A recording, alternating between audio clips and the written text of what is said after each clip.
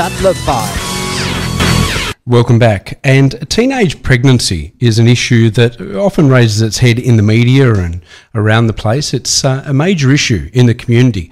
And what resources are available for adolescents, and what do they do if they either find out they're pregnant or in some cases don't even know?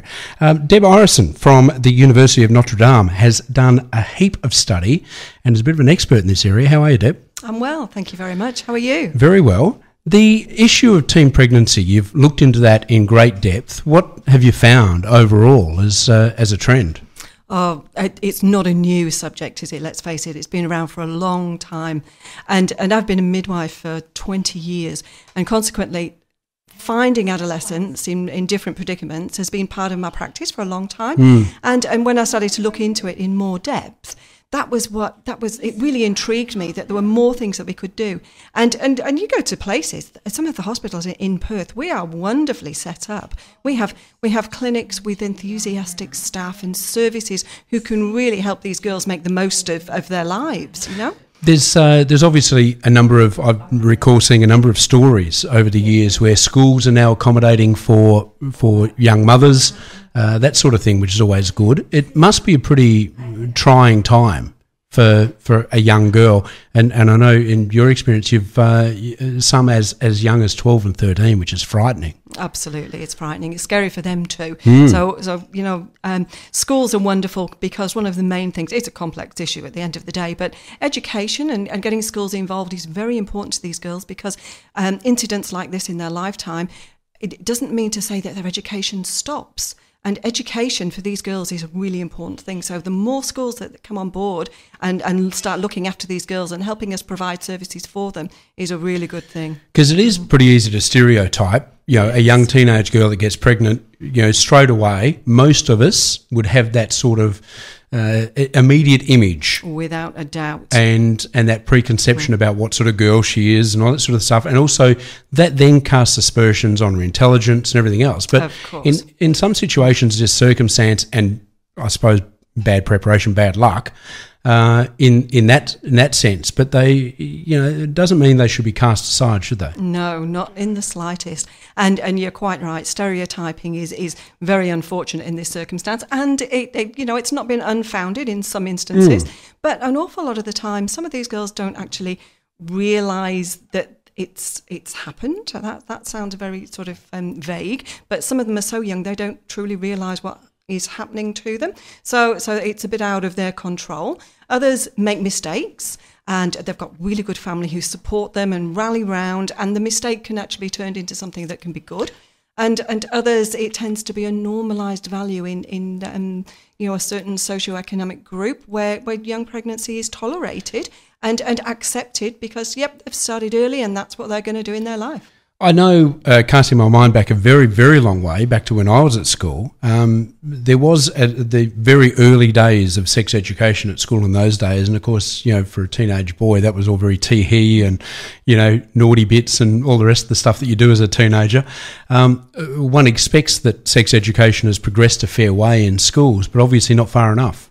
Well, let's face it, teenagers are still teenagers. Yes. And the He value still remains, regardless of whether it was 30 years ago when we did it or not. It's still the excitement of the unknown and the drama and wanting to be grown up. There is still that element. There is. But that's a general element. Perth is a very complex city these days. We have got migrants who have different beliefs when it comes to sex ed. Yes, certainly the different cultural values would come into play, wouldn't they? Absolutely. And what is normal in one culture is not normal in another. So we're having to blend this together.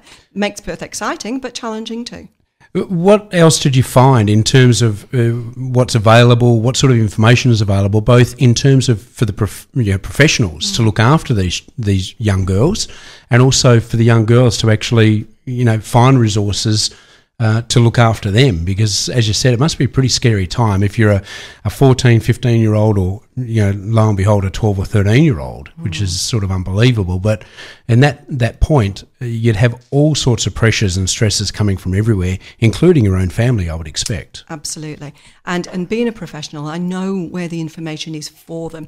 My study and my passion was really finding out what they understood about that information and what they understood about where to find it. So it wasn't about where we as professionals and adults can find it, but where the young girls understand they can go for unbiased information, for confidential information, and who they can trust and what's trustworthy. Now, for example, the internet. Now, all of them have smartphones. I don't know if you've noticed this. They all have phones, and they're all very good, so much better than me, but all very good at accessing information on those phones. And of course, there's a lot of information out there that comes from different countries too. So, Europe and America, for example, their healthcare system doesn't quite align with Australia. So sometimes the advice that these girls are given is sometimes contradictory to Australian healthcare. Well, it's part of the problem about using Dr. Google, isn't it? In terms of there's Dr. so Google's much. The expert. Well, I mean, there's so much information though. It is actually a case of information overload. So to be able to dissect that and find meaningful information about what to do, that must be a really tricky exercise. That's exactly right. And truly, these girls, they need advice. They need somebody to say, that's good, that's not. This is what we need to do next, and this is somewhere to search out for. And at the end of the day, we want them to be good mums, and most of them get to be good mums. But sometimes these entrenched values, that's where that information gets disregarded. So they start to look for information and pick out the wrong information, thinking it's supporting their lifestyle. So in terms of finding out where they access the information and what was valuable to them and everything else, what did you find there? That there is a sort of bounty of good information for them available? There is, certainly. It's families. Families are a really good source of information, not surprisingly. Some of them have got really good mums. And the strange thing was that with teenage pregnancy, they don't always find out very early that they're pregnant. So there's a very big gap sometimes between them finding out and then actually disclosing their pregnancy. That time is actually really important when it comes to screening tests, but also about the information that is given, which is correct information in that time, very essential. So the families were the main source of information during this time, and friends. I was reading an article just recently, and it said that mothers had actually dropped down the list in terms of being sources of information for parenting for women, not specifically about teenage girls, but about women generally, because of the fact that generationally we've moved on so much that your mum raising a child 30 or 40 years ago is almost irrelevant to raising a child in today's environment. Does that still flow through that, if you're a 15 or 16-year-old girl, you find out you're pregnant or you suspect you're pregnant even, going to mum when you realise that you probably first instinct is there's going to be shock and horror, and then what are we going to do about it? But coming from a different generation and a different time and a different set of values and everything else, does that create its own set of problems? It can do. There's two issues there. One, the average age of women having babies in Perth, I think, is something around 29 years old. Wow. They are usually established in the workforce. They've got some experience of life. They know where to source information and to solve their own problems. So they're the ones that would probably have mums dropped down on the list because they can self-manage. Yes. The 15, 16-year-olds who get pregnant, they're very much reliant on their mothers or their parents, their aunts, whichever significant family members. They are reliant on them, not just for information, but for transport, for advice, for support, for purchasing items for this baby. They have no income of their own. Most of them don't even have tax file numbers yet.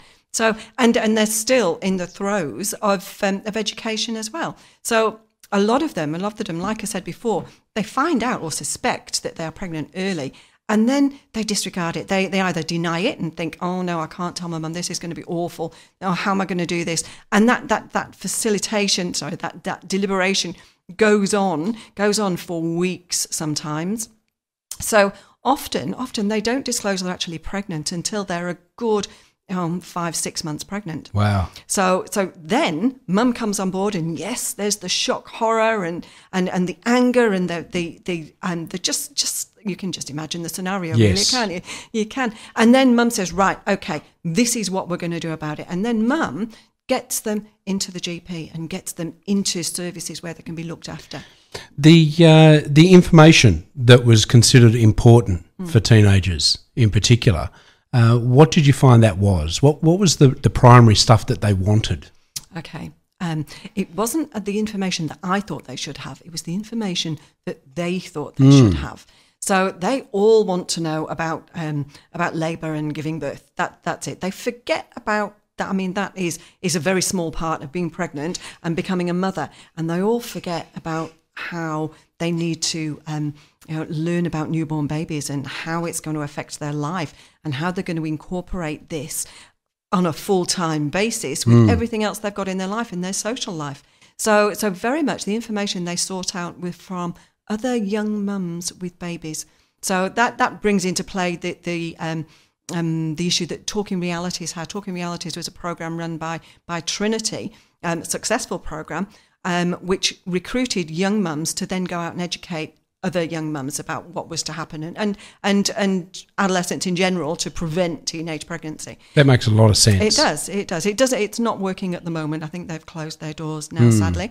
But this is where the young girls actually sought information. They went on the internet. They looked for apps. They looked for ways they could get short bites of information said in language that they could understand.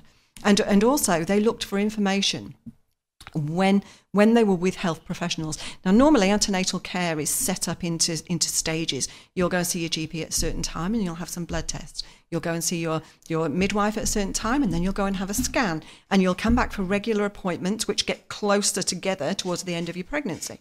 They're sort of milestones that midwives put on things. Health professionals, we give these stages so we can check growth and development. The young girls didn't identify with that. What they looked for was times when there were professionals was actually a way of finding out, oh, my baby's opening its eyes now and it's got fingernails and it's swallowing and it's peeing inside of me. How exciting. And they were the things that they looked for. They didn't look for the same things that we as professionals looked for to make sure things were going okay. So the outcome of that and of your studies to be able to find out that difference between what the professional thinks they should know and what they want to know, yes. Obviously, if there's a big gap there needs to be a change in tone and language, doesn't there? Absolutely. It's about how as professionals we can align ourselves and use language that brings in not just what the girls want to know, but what they need to know. I shouldn't call them girls, they're young women, but what they need to know and what benefits their health and what benefits their baby's health down the track as well. It's marrying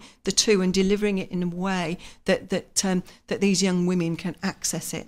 It's great work, and obviously it is a problem that's been, it's probably not the word to use, but it is an issue that's been around for a very, very long time. We all thousands of years probably know someone that fell pregnant at 15 or 16 and whatever happened from there. But we've all heard the stories and met the people over the years, right, yeah. And it's not a problem that's going to go away in a hurry. No. And it's good that you're trying to bridge that gap to make it a little bit easier for those people, because they can't just be left by the wayside, can they? No, that's right. And the problem is with them is we've always said that teenage pregnancy is a cyclic event. So teenage mums can often be the mothers of teenage girls who get pregnant as well. It's an ongoing thing. So there's a very central core that never changes for. So the accidents, the different migrants are coming with different beliefs. They are usually well supported, and that's not a problem.